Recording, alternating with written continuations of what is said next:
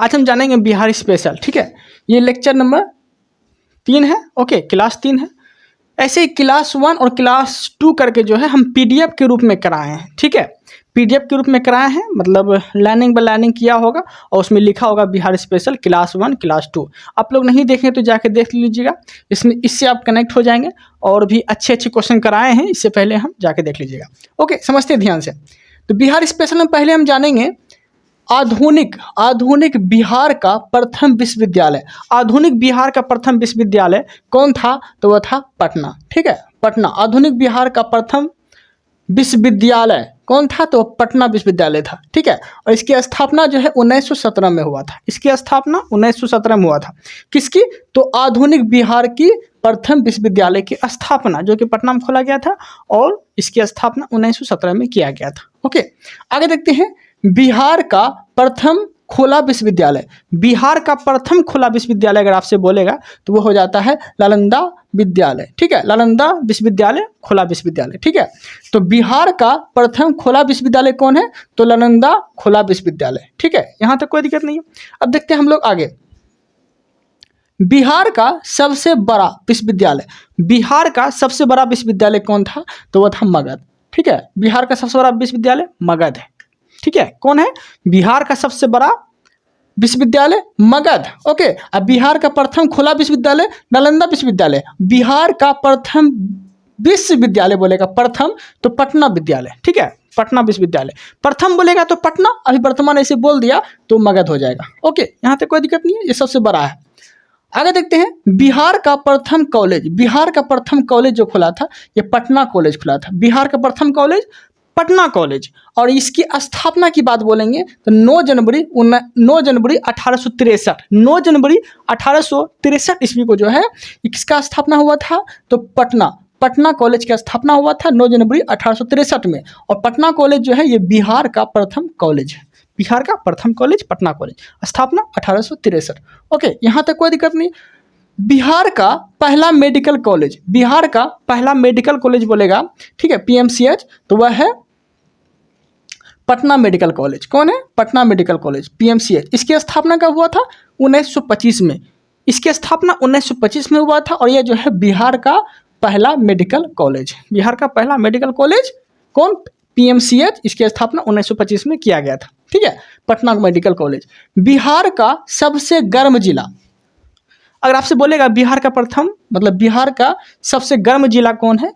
तो वह हो जाता है गया। सबसे गर्म में भी ये आता है, सबसे ठंडा में भी आता है। ठीक है, जहाँ ज़्यादा गर्मी होगा वहाँ ज़्यादा ठंडा भी होगा।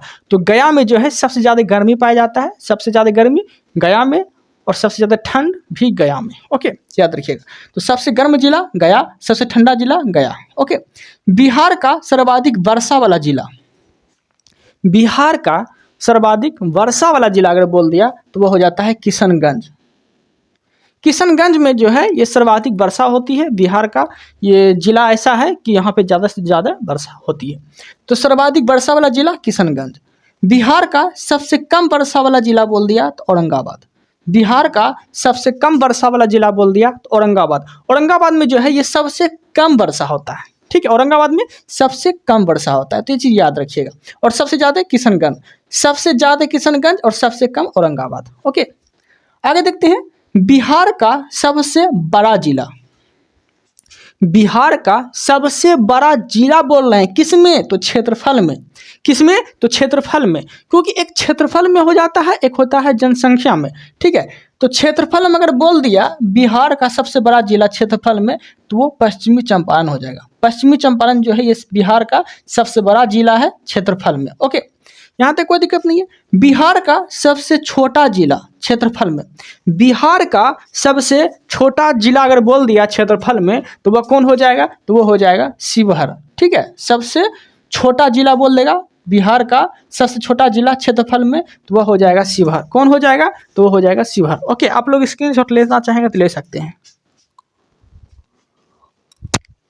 यहाँ तक कोई दिक्कत नहीं है। बिहार का सबसे छोटा जिला शिवहर हो जाता है क्षेत्रफल में।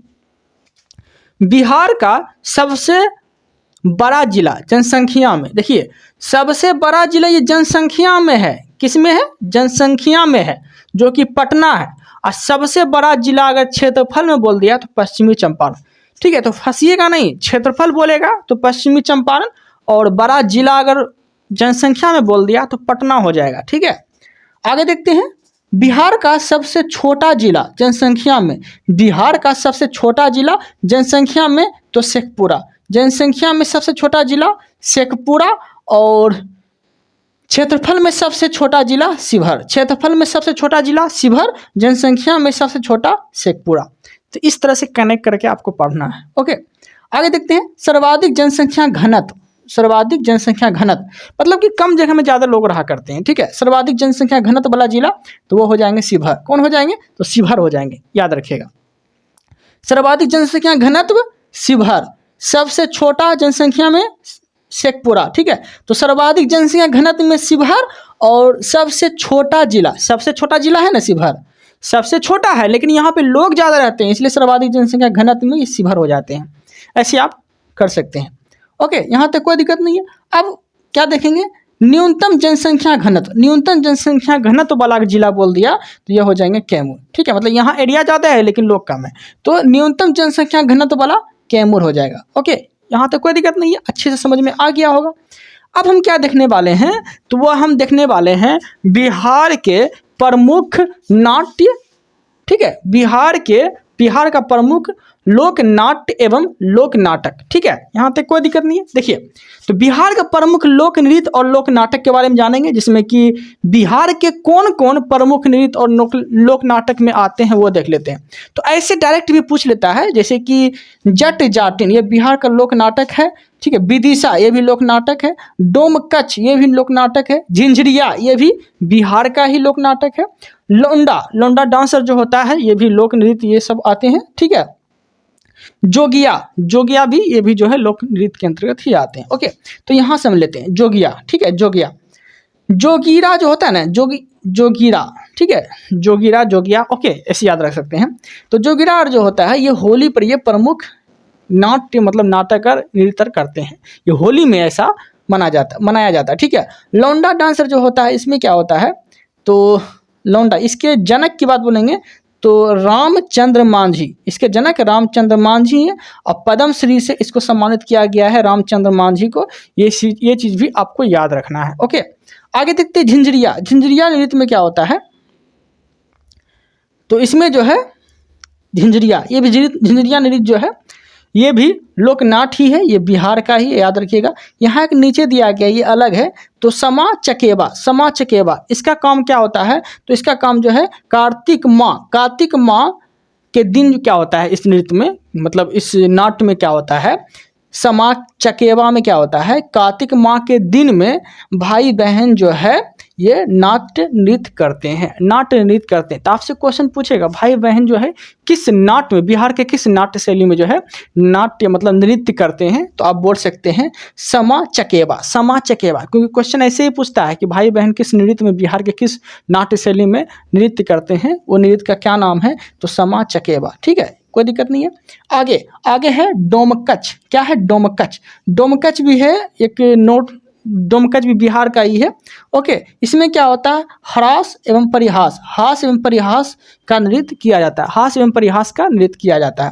ओके, आगे देखते हैं विदिशा भी बिहार का ही है। ठीक है, विदिशा में क्या होता है? तो पुरुषों द्वारा महिला के रूप में प्रस्तुत नाट्य नृत्य की जाती है, मतलब पुरुषों के द्वारा, जैसे कि कोई देत उत कर जाता है तो नचनिया उचनिया आते हैं, गांव देहात में आते हैं ना।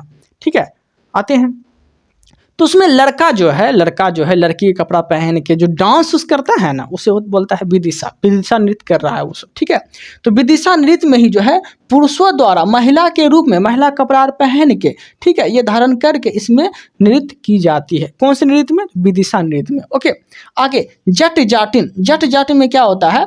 जट जाटिन में तो इसमें क्या होता है? इस नृत्य द्वारा जट जाटिन का वैवाहिक जीवन पारदर्शन माना जाता है। ठीक है, जट जाटिन में क्या होता है? तो इस नाट्य द्वारा इस जट जाटिन का वैवाहिक जीवन पारदर्शन के रूप में जाना जाता है। ओके, यहाँ तक कोई दिक्कत नहीं। तो ये सब हम क्या देखें? तो बिहार के प्रमुख लोक नृत्य नाट्य देखे, ठीक है। तो ऐसे डायरेक्ट पूछ लेगा।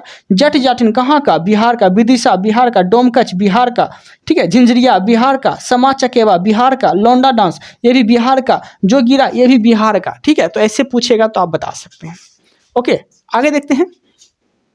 आगे देखिए हम लोग करीमा, ठीक है। करीमा और घूमर, करीमा और घूमर, इसमें क्या होता है, तो इसमें जो है ये मिथिला के क्षेत्र में ये प्रचलित है। मिथिला के क्षेत्र में ये जो है नृत्य प्रचलित है। कौन सा नृत्य, तो करीमा घूमर। करीमा घूमर जो है ये कहाँ पे प्रचलित है, तो मिथिला के क्षेत्र में ये नृत्य प्रचलित है, ठीक है, याद रखिएगा। अब देखिए विदिशा, विदिशा है, ठीक है। तो विदिशा नृत्य में हम आपको बताए ही थे कि इसमें पुरुषों द्वारा लड़की का कपड़ा पहन के जो है ये नृत्य की जाती है। लेकिन इसके जनक आपसे पूछ लेगा, तो इसके जनक जो है भिखारी ठाकुर को कहा जाता है। भिखारी ठाकुर, ठीक है। भोजपुरी का शेक्सपियर, भोजपुरी का शेक्सपियर अगला बार पूछा था, मतलब बीपीएससी में अगला बार में जो है पूछा था। भिखारी ठाकुर का संबंध किससे, तो इससे जो है ये मिथिला नृत्य के जनक के रूप में इसे जाने जाते हैं। और भोजपुरी शेक्सपियर डायरेक्ट पूछ लिया था, भोजपुरी शेक्सपियर किसे बोला गया है, तो भिखारी ठाकुर को बोला गया। Okay, complete. आगे देखते हैं। अब देखेंगे हम लोग बिहार का प्रमुख मेला। बिहार का प्रमुख मेला जैसे कि सोनपुर मेला और क्या है, बिहार में प्रचलित है, तो वही मेला के बारे में जानेंगे, ठीक है। जैसे कि हरिद्वार के क्षेत्र में जो है ये मेला लगता है, कौन सा, सोनपुर मेला। सोनपुर मेला जो है ये हरिद्वार के क्षेत्र में मेला ये लगता है।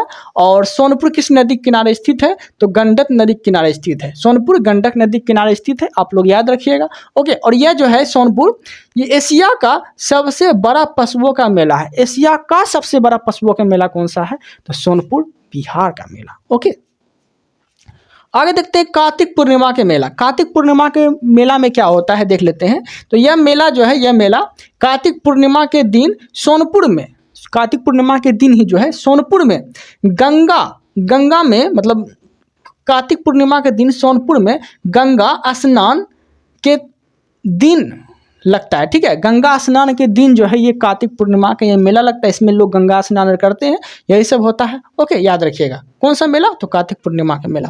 आगे देखते हैं मालमास। मालमास का मेला होता है, ठीक है। बिहार में एक मालमास का मेला होता है और ये लगता कहाँ पे है, तो राजगीर में। राजगीर में लगता है मालमास मेला। तो आपसे डायरेक्ट क्वेश्चन पूछेगा कि बिहार के किस जगह में मालमास मेला लगता है, तो यह मेला जो है राजगीर में लगता है। ओके, याद रखिएगा। आगे देखते हैं मंदार मेला। मंदार मेला, मंदार मेला जो लगता है, मंदार मेला ये कहाँ पे लगता है, तो ये लगता है बांका जिला में। बांका जिला में जो है ये मंदार मेला लगता है।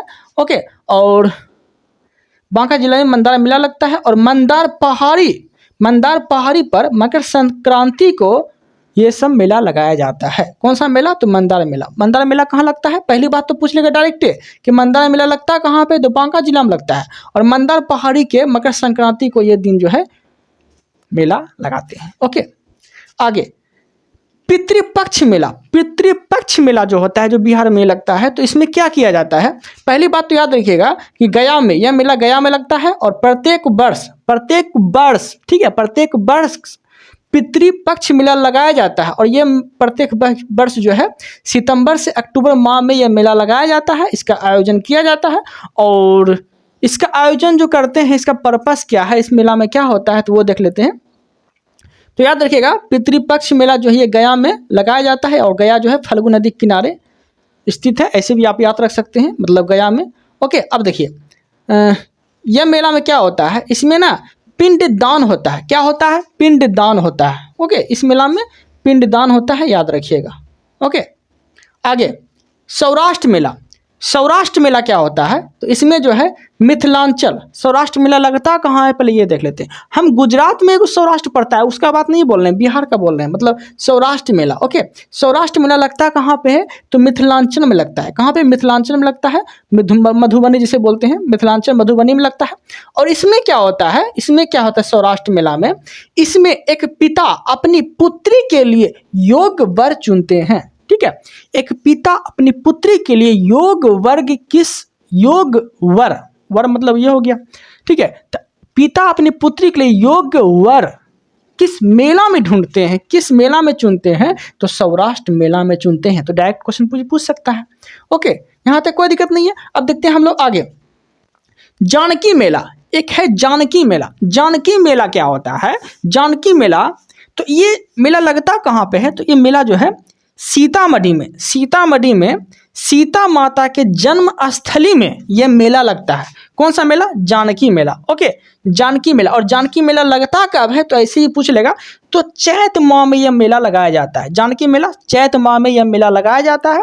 और जानकी मेला का आयोजन कहाँ पे होता है? तो सीतामढ़ी में होता है। ठीक है, जानकी मेला सीतामढ़ी में आयोजन होता है, जो कि सीता माँ का जन्म स्थल है। और चैत माह के दिन ये मेला लगाया जाता है। ओके, आगे देखते हैं वैशाली मेला। वैशाली मेला में क्या होता है देखते हैं। तो वैशाली मेला में जो है, ये मुख्य रूप से याद रखिएगा, वैशाली मेला जो है ये महावीर के जन्म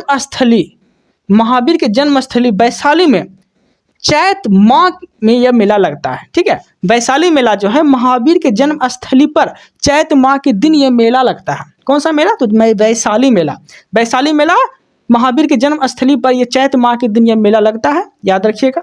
ओके, आगे देखते हैं सिमरिया जो कि बरौनी में है। ठीक है, सिमरिया मेला, ठीक है, बरौनी बोल दिए हम। सिमरिया मेला ये कहाँ लगता है? ऐसे पूछ लेगा डायरेक्ट कि सिमरिया मेला कहाँ लगता है, तो ऐसे डायरेक्ट याद रख लीजिएगा, बरौनी में लगता है। सिमरिया मेला बरौनी में लगता है। सिमरिया मेला बरौनी में लगता है। ओके, आगे देखते हैं नंदनगढ़ मेला कहाँ लगता है? नंदनगढ़ मेला कहाँ लगता है? तो पूर्णिया में लगता है। नंदनगढ़ मेला कहाँ लगता है? तो पूर्णिया में लगता है। नंदनगढ़, पूर्णिया। ठीक है, सिमरिया मेला बरौनी, नंदनगढ़ मेला पूर्णिया। ठीक है, कोसी मेला कहाँ लगता है? तो कटिहार में लगता है। कोसी और कल्याणी मेला जो है कटिहार में लगता है। कोसी और कल्याणी मेला कटिहार में लगता है। ओके, आगे देखते हैं पुस्तक मेला कहाँ है लगता है? तो पटना में लगता है। पुस्तक मेला पटना में लगता है। ओके, याद रखिएगा। आगे है झाझर कर, गमछा झाड़ कर, ऐसे याद रख सकते हैं। झाझर कर महोत्सव कहाँ लगता है? तो सासाराम लगता है। ठीक है, झाझर कर महोत्सव कहाँ लगता है? सासाराम में लगता है। और सासाराम में किसका मकबरा है? तो किसका मकबरा है आप लोग कमेंट करके बताइएगा। ठीक है, सासाराम में किसका मकबरा है? ठीक है, याद रखिएगा। ओके, आगे हरदी मेला क्या है? हरदी मेला कहाँ लगता है? तो मुजफ्फरपुर में लगता है। हरदी मेला मुजफ्फरपुर में लगता है। ओके, पापहरनी मेला कहाँ लगता है? तो भागलपुर में लगता है। पापहरनी मेला भागलपुर में लगता है। ओके, याद रखिएगा। ओके, पापहरनी मेला भागलपुर में लगता है। आगे देखते हैं थाबे महोत्सव कहाँ लगता है? तो गोपालगंज में लगता है। थाबे महोत्सव गोपालगंज। पापहरनी मेला भागलपुर। सिमरिया मेला बरौनी। नंदनगढ़ मेला पूर्णिया। ठीक है, कोसी कल्याणी मेला कटिहार। नंदनगढ़ मेला पूर्णिया। सिमरिया मेला बरौनी। पुस्तक मेला पटना। झाझर कर महोत्सव सासाराम। ओके, और थाबे महोत्सव गोपालगंज। तो ऐसे भी आप याद रख सकते हैं, यहां तक तो कोई डाउट नहीं होना चाहिए। ठीक है, अब देखते हैं आगे है पटना कलम मतलब कि बिहार के प्रमुख चित्रकला के बारे में हम लोग अब देखने वाले हैं। बिहार के प्रमुख चित्रकला के बारे में हम लोग देखने वाले हैं, जिसमें कि पटना कलम है एक आता है। ठीक है, पटना कलम एक चित्रकला के रूप में प्रसिद्ध है। और इसका प्रारंभ जो हुआ था 18वीं सदी में, यह प्रारंभ हुआ था। कौन चित्रकला? पटना कलम चित्रकला का प्रारंभ 18वीं सदी में हुआ था। ओके, इसमें सम्मिश्रण किसका रहता है? चित्रकला किसका मिश्रण है? तो मुगल शैली का मिश्रण है, ब्रिटिश शैली का मिश्रण है, स्थानीय कला शैली का मिश्रण है। तो क्वेश्चन कैसे पूछेगा, ऐसी कौन सी चित्रकला है जिसमें कि मुगल शैली, ब्रिटिश शैली, स्थानीय कला शैली का प्रचलित सम्मिलित मिलता है? तो क्या बोलेंगे? पटना कलमकारी चित्रकला का मतलब शैली मिलता है। ओके, आगे विशेषता की बात बोलते हैं। पटना कलम चित्रकारी की विशेषता की बात बोलते हैं, तो इसमें विशेषता क्या होता है? लघु चित्रों का बनाना, छोटा चित्र बनाने का ये इसमें होता है। ठीक है, लघु चित्रों को बनाना, सामान्य जीवन के बारे में इसमें दिखाया गया। ओके, अब देखते हैं प्रसिद्ध चित्रकला में जो इसके प्रसिद्ध चित्रकला हैं वो कौन कौन व्यक्ति हैं जो कि इस चित्रकला के लिए ये सब प्रसिद्ध हैं, वो देखते हैं। ठीक है, तो कलमकारी चित्रकला, पटना कलमकारी चित्रकला के लिए कौन कौन व्यक्ति प्रसिद्ध हैं? तो आपसे दे देगा ऑप्शन में, एगो छिपा देगा, तो आपको बताना पड़ेगा। जैसे कि ईश्वर प्रसाद वर्मा, ये कलमकारी मतलब पटना कलमकारी चित्रकला से प्रसिद्ध है, ठीक है। विश्व दयाल, ये भी पटना कलमकारी चित्रकला से प्रसिद्ध है, ओके। सेवक राम, ठीक है। महादेव लाल, शिवलाल, हुलास लाल, फिर से बोल देते हैं, पटना कलमकारी चित्रकला से प्रचलित कौन व्यक्ति हैं, तो यह है ईश्वर प्रसाद वर्मा, शिवदयाल, सेवक राम, ठीक है, महादेव लाल, शिवलाल, हुलास लाल, ठीक है। फिर से बोलते हैं, ईश्वर प्रसाद वर्मा, शिवदयाल, सेवक राम, महादेव लाल, शिवलाल, हुलास लाल, ठीक है। ये सब व्यक्ति किसके लिए प्रसिद्ध हैं, तो पटना कलम चित्रकला के लिए ये सब व्यक्ति प्रसिद्ध है। ये सब बनाता था, ठीक है, इसलिए प्रसिद्ध है। अब देखते हैं हम लोग यहाँ मधुबनी चित्रकला के बारे में देखेंगे। तो मधुबनी चित्रकला जो है, ये पहली बात ये जान लीजिए कि ये किस क्षेत्र में मधुबनी चित्रकला का ये विस्तार हुआ है और किस क्षेत्र में ये मनाया जाता है, ओके। तो याद रखिएगा, इस क्षेत्र में जो मनाया जाता है तो मिथिला में मनाया जाता है ये, ठीक है। मधुबनी चित्रकला मिथिला में ये मनाया जाता है और ये जो है महिलाओं द्वारा ये जो है चित्रकला मनाया जाता है, ओके। इसके प्रमुख रूप में भित्ति चित्र प्लस अर्पण चित्र कला आते हैं, ठीक है। इसके प्रमुख रूप में भित्ति चित्र अरिपन चित्रकला के रूप में आते हैं। कौन चित्रकला के रूप में आते हैं, मधुबनी चित्रकला के रूप में भित्ति चित्र और अरिपन चित्रकला के रूप में आते हैं और ये मिथिला के क्षेत्र में मनाया जाता है, महिला द्वारा तैयार किया जाता है, याद रखिए, ओके। यहाँ तक कोई दिक्कत नहीं। अब देखिए यहाँ पे क्वेश्चन है, मधुबनी चित्रकला के लिए जो है जीआई टैग भी इसको दिया गया है, ये चीज भी आपको याद रखना है, ठीक है, ओके। अब देखते हैं आगे, प्रसिद्ध चित्रकला, ठीक है। प्रसिद्ध चित्रकला मतलब कि मधुबनी चित्रकला से कौन कौन सी व्यक्ति प्रसिद्ध हैं वो देख लेते हैं, ठीक है। जैसे कि महासुंदरी देवी, ये भी मधुबनी चित्रकला के लिए प्रसिद्ध है, ओके।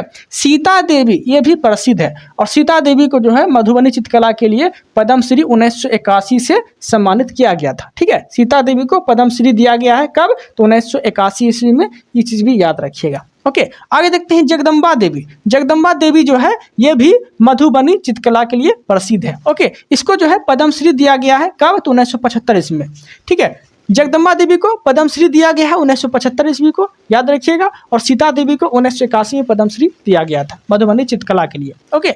आगे देखते हैं बउआ देवी, बउआ होता है छोटा, ऐसे भी याद रख सकते हैं। बउआ देवी को पद्मश्री पुरस्कार से सम्मानित किया गया है, कब, तो 2017 में। बउआ देवी को कब सम्मानित किया गया है, तो 2017 में सम्मानित किया गया है पद्मश्री पुरस्कार से। और ये सब जो है महासुंदरी, सीता देवी, जगदम्बा देवी, बउआ देवी, ये सारा जो है ये मधुबनी चित्रकला के लिए प्रसिद्ध है, ठीक है, प्रसिद्ध व्यक्ति हैं, प्रसिद्ध महिलाएं, ओके। आगे देखते हैं मंजूषा चित्रकला देखते हैं। मंजूषा चित्रकला के बारे में आप पढ़ने वाले हैं। यह जो है यह चित्रकला, मंजूषा चित्रकला जो है ये भागलपुर एवं उसके आसपास के अंग प्रदेश में प्रचलित है, ठीक है। तो भागलपुर और उसके आसपास क्षेत्र जो है अंग प्रदेश, उसमें जो है मंजूषा चित्रकला प्रसिद्ध है।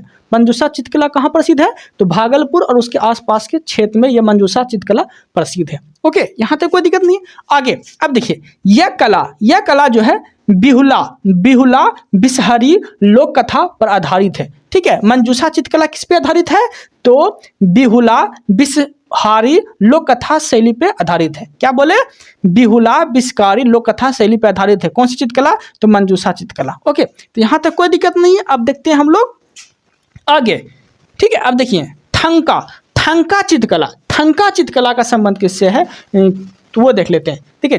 थंका चित्रकला जो है ये गौतम बुद्ध के जीवन शिक्षाओं पर आधारित है, ठीक है। गौतम बुद्ध के जीवन के शिक्षाओं पर आधारित चित्रकला का क्या नाम है, क्वेश्चन ऐसे पूछेगा।